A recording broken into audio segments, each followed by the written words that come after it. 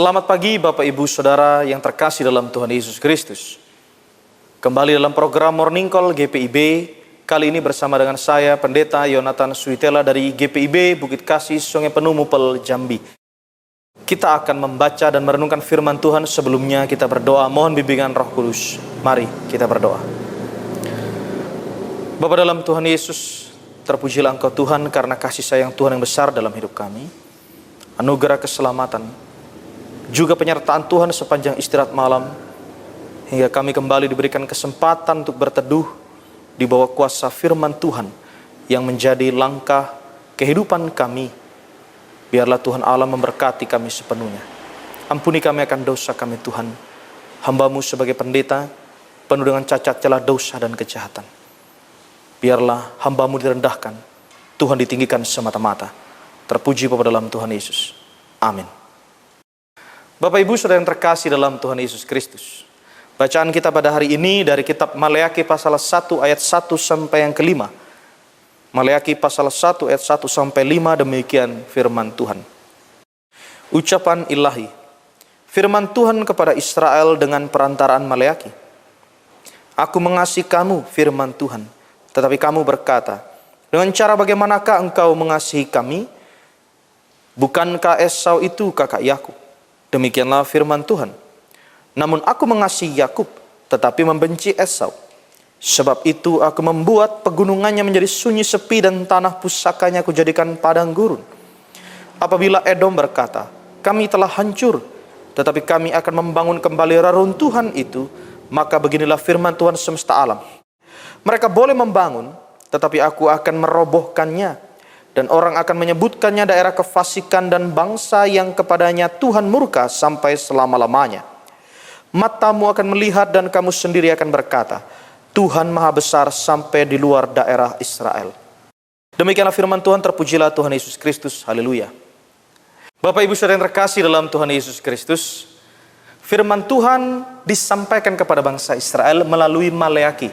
Maleakhi menjadi perantara kehendak Tuhan untuk menyatakan firman-Nya. Firman yang disampaikan Tuhan ialah, aku mengasihi engkau. Firman itu berisikan pernyataan kasih Tuhan kepada bangsa Israel. Lalu kemudian bangsa Israel bertanya, dengan cara bagaimanakah engkau mengasihi kami? Pertanyaan ini muncul karena kondisi bangsa Israel pada saat itu menghadapi berbagai masalah. Masalah moral, sosial, juga spiritual keagamaan. Lalu kemudian Tuhan menjawab, bahwa sejak semulanya Allah sudah memilih Israel daripada Edom. Allah sudah memilih Yakub daripada Esau. Allah memilih Yakub bukan karena Esau menjual hak kesulungannya dan menganggap rendah hak kesulungan itu, tetapi karena kedaulatan Tuhan semata. Sebenarnya Israel dan Edom sama-sama dihukum oleh Tuhan. Tetapi kepada Israel Allah kembali menyayangi dan memberikan pemulihan. Sedangkan Edom yang bermaksud ingin kembali membangun reruntuhan, justru Allah akan menghancurkan mereka untuk selama-lamanya. Pada akhirnya Israel akan melihat dengan mata mereka sendiri dan berkata bahwa kuasa Tuhan bukan hanya di tanah Israel, tetapi di antara dan di atas segala bangsa. Bagaimana kita merefleksikan firman Tuhan ini dalam kehidupan kita sehari-hari? Yang pertama Bapak Ibu Saudara, sejalan dengan Maleakhi sebagai perantara firman Allah, kita pun di masa kini dipakai oleh Tuhan sebagai alatnya untuk menjadi perantara firman Tuhan, menyampaikan kasih Tuhan kepada dunia ini, menyampaikan kasih Tuhan kepada sesama dan setiap orang yang kita jumpai. Kita patut menyatakan kasih Tuhan itu di dalam kehidupan kita.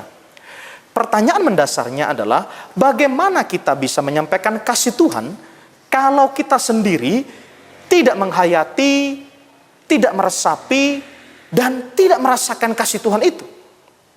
Bagaimana kita mau menyampaikan kasih Tuhan kalau kita sendiri meragukan kasih Tuhan itu? Kita mungkin bertanya, dengan cara bagaimana Tuhan mengasihi aku? Bagaimana Tuhan mengasihi aku? Kalau seandainya ekonomiku amburadul, bagaimana Tuhan mengasihiku kalau seandainya pekerjaan dan sekolah anak-anak berantakan dan semuanya serba susah? Dengan cara bagaimana Tuhan mengasihi kalau kemudian di tengah pandemi ini muncul berbagai konflik-konflik baru? Bagaimana Tuhan mengasihiku Kalau cintaku ditolak berkali-kali oleh orang yang aku cintai, bagaimana Tuhan mengasihiku kalau ternyata sakitku tidak sembuh-sembuh dan berkepanjangan? Bapak yang terkasih dalam Tuhan Yesus Kristus, memang mudah sekali berkata Tuhan mengasihiku kalau kondisinya semuanya serba enak, nyaman, dan membahagiakan. Oh, Tuhan mengasihiku karena semuanya serba baik dalam keadaan yang nyaman. Tetapi bagaimana kalau kemudian semuanya itu tidak sejalan dengan yang kita inginkan? Masalahnya adalah pada perspektif hidup kita. Masalahnya adalah ada pada cara pandang iman kita.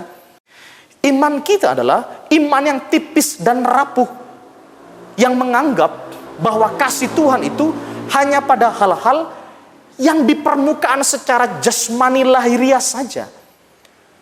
Ukuran kasih Tuhan hanya pada hal-hal yang kita pandang dalam kehidupan ini.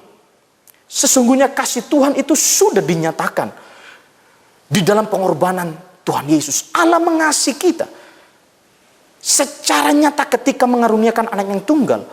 Dikatakan dalam Yohanes 3:16, karena begitu besar kasih Allah akan dunia ini sehingga ia telah mengaruniakan anak yang tunggal, supaya setiap orang yang percaya kepadanya tidak binasa, melainkan beroleh hidup yang kekal.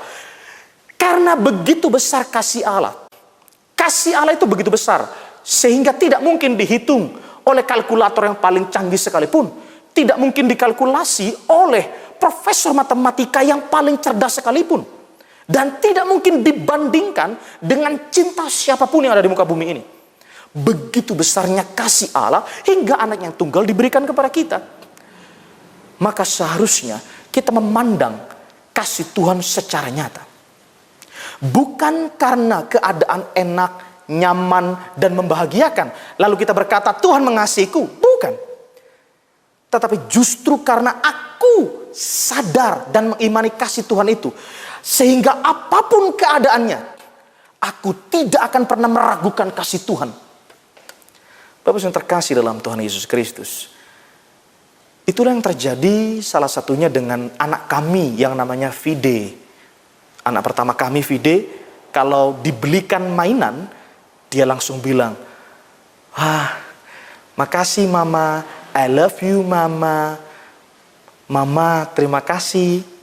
Tapi begitu dia disuruh tidur, dia langsung bilang, mama ndak sayang sama abang Fide. Mama ndak sayang sama abang.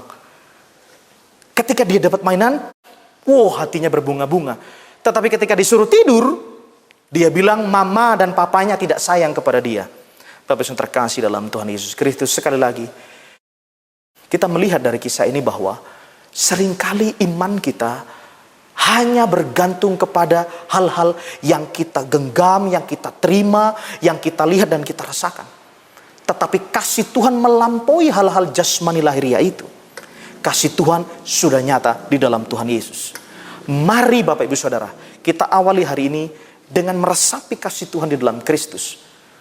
Dan kita melangkahkan kaki kita dengan sebuah pernyataan iman bahwa aku bersedia untuk menjadi perantara Allah, menyatakan kasih Tuhan kepada dunia. Terpuji Bapa dalam Tuhan Yesus. Amin.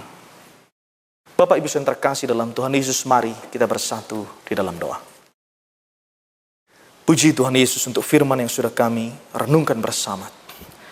Hamba-Mu sebagai pendeta, penuh dengan cacat celah dosa dan kejahatan serta kelemahan. Maka biarlah firman Tuhan ini boleh diteruskan kepada setiap hati dan telinga yang mendengar untuk menjadi bekal dan kekuatan iman dalam hidup kami semua. Kami boleh menyatakan kasih Tuhan, kami boleh meresapi kasih Tuhan. Di tengah berbagai kondisi yang sulit, kami tetap mengimani kasih Tuhan tiada berkurang dan tiada pudar untuk selama-lamanya. Terima kasih untuk anugerah Tuhan Yesus. Di tengah berbagai hal yang kami jumpai, di tengah berbagai keadaan pelik Tuhan, kami boleh menghayati kasih Tuhan tersebut. Ampuni kami akan segala dosa kami. Di dalam nama Tuhan Yesus, sumber segala cinta kasih, kami berdoa kepada Allah Bapa di sorga. Amin.